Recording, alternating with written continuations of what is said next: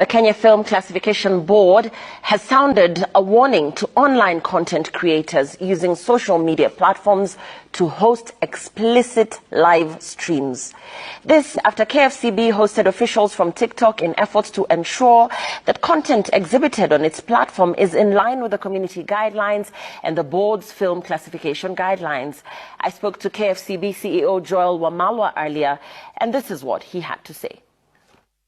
Thank you for speaking to us. Let's talk about your recent engagement with TikTok and what the nature of your talks was. What was deliberated on and what was agreed on?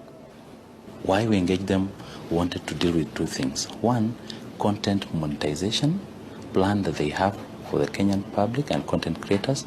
And the second one is on how content can be moderated on their platform. Moderation is basically classification of content, and that's our mandate. So we held an intensive discussion with them. First of all, we engaged them to study their business model. After understanding their business model, definitely because of the public concerns that are raised on what goes onto that particular platform, we had also to draw their attention onto it.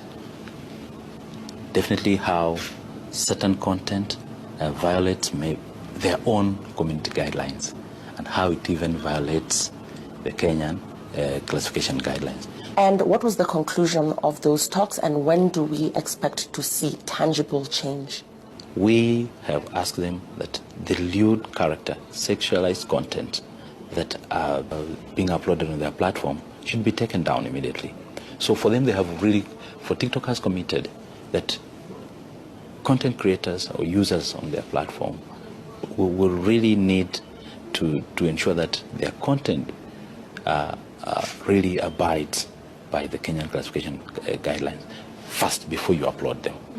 How will that one be realized? We have agreed that they are going to calibrate their systems in a manner that once a content creator uploads his content, there is a step, there's the measures that are put in place, and within that very process, a content creator will self-regulate, pick out some of those elements as you upload the document. So you tick like a box and you say it has passed a number of classifiable elements, you are cleared with them.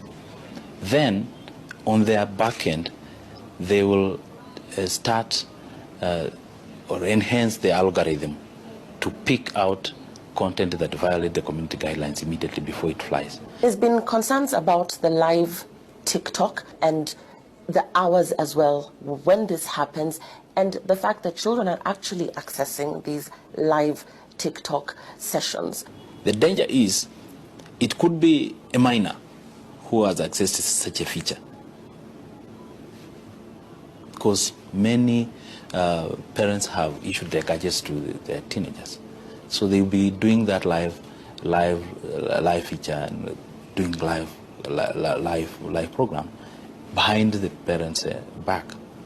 What we have discussed with the TikTok is that, one, we have demanded that the live feature be disabled until they ascertain all the credentials that are originating from Kenya, and they have accepted within their platform they can determine indeed that such features are coming from Kenya, and to push more resources within, because it starts usually around 10 p.m. to 3 a.m.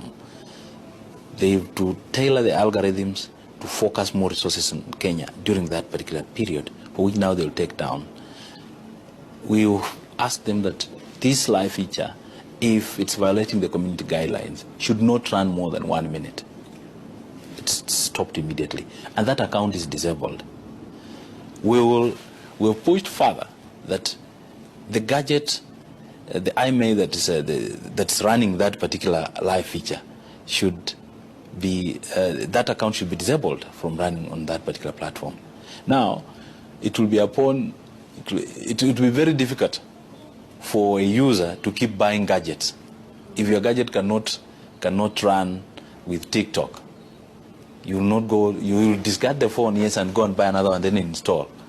But that one again, because it's your business, it's your bad behavior, then again it will be disabled. So, and of course, a lot of Kenyan youth make their money and their income from this platform, and there are concerns from other broadcasters who also make a revenue from advertising that these content creators are not being subjected to the same regulations. The level playing ground has really shifted. Many of these youths have taken a pie of advertisement revenues. They are now creating content for different corporates in the country, and corporates have elected to use them such that they can quickly push their brands to their consumers. What we are working on is that, of course, we have spoken to such platforms that the payment models that they are implementing for our content creators will be done from within, such that the local content creators equally pay tax as the media houses do. They're making, some of them are making more money in a very short run, and they've got low running costs. Some of these platforms have been operating in the country without paying statutory fees. And as you know, when you want to plow back such amount of money to the industry to develop it, it cannot be done if an industry is operating in Kenya, if a platform is operating in Kenya, but revenues are paid elsewhere in other jurisdictions. And as we close, your parting remarks. We don't want to put forward regulations that seem to claw back the gains that we've made as a country in terms of access to information, access to many other universal services. But for it, in terms of content that is created in the country, and we have asked the platforms that we are going to make it deliberate, that they are going to carry close to 60% of local content on their platforms using their own algorithms. Because the argument is very simple, as you've said. You go to other jurisdictions, you don't find their Kenyan content. How is that possible? Yet this is a universal platform. Okay? It is how the algorithms and their systems have been structured. If you make them open, anything will fly in. For example, if you're having adverts from other jurisdictions flying in this country, they're not even relevant to Kenyans. They are pushing for brands that are not even here in Kenya. How possible is that? Why don't we see that commercials that are being flight on these platforms are for local products and services?